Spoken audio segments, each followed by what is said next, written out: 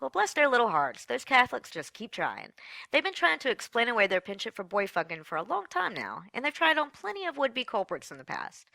Past actual documents and reports from the Vatican have blamed the pandemic of child rape on homosexuals, the devil, promiscuous altar boys, wacky misunderstandings, hippies, and those meddling kids in the Mystery Machine. Clearly, they've thrown a lot of things against the wall and nothing has stuck, but they're ejaculate. But damn if they're not persistent. Cardinal Raymond Burke has a new nominee for scapegoat, and he hopes this one will succeed where all the others have failed. Cardinal Burke blames the international pedophilia empowerment policies on, wait for it, the feminization of the church. That's right, they got too girly. And what do girls do? Fuck boys. So, see, it was inevitable, really. Now, granted, typically girls don't rape boys or have sex with 8-year-old ones consensually or otherwise, but let's hear him out. According to Burke, it all started when they started letting girls do manly altar boy stuff, and led to the inevitable raping of children when priests were, quote, feminized and confused about their own sexual identity, end quote. And as though he was unaware that unintentional ass-fucking puns even existed, he went on to say that, quote, most priests have their first deep experiences of the liturgy as altar boys, end quote.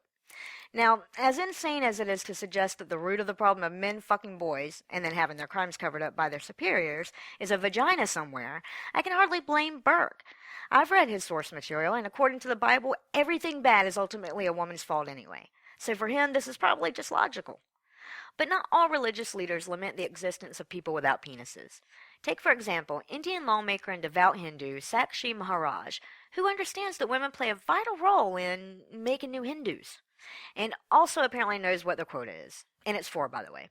In a speech before a religious congregation, this actual sitting member of Indian parliament said, quote, the time has come when a Hindu woman must produce at least 4 children in order to protect the Hindu religion, end quote. This in a country with 1.2 billion people where the average person lives on less than $10 a day. That's not at all socially irresponsible.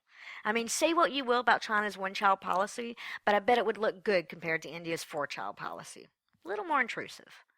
But as wrong as the Catholics and Hindus got it, I'll give them some credit for at least admitting that women exist, which is more than I can say for the Jews this week. When covering the Charlie Hebdo Unity March, Israel's ultra-Orthodox newspaper, The Announcer, did its readers the favor of photoshopping out all of the women in the picture of world leaders that attended the rally. Included in the list of ladies that didn't make the cut were German Chancellor Angela Merkel and the EU Foreign Policy Chief Federica Mogherini. Upon hearing about the story, the Obama administration responded, quote, yeah, that's the ticket. He was there too, but he got photoshopped out for being black. Honest engine, end quote. And that's all I've got for you this week. I'm sure there will be more prick-waving patriarchy that needs smacked down again next week, though. So until then, I'll hand it back over to Noah and Heath.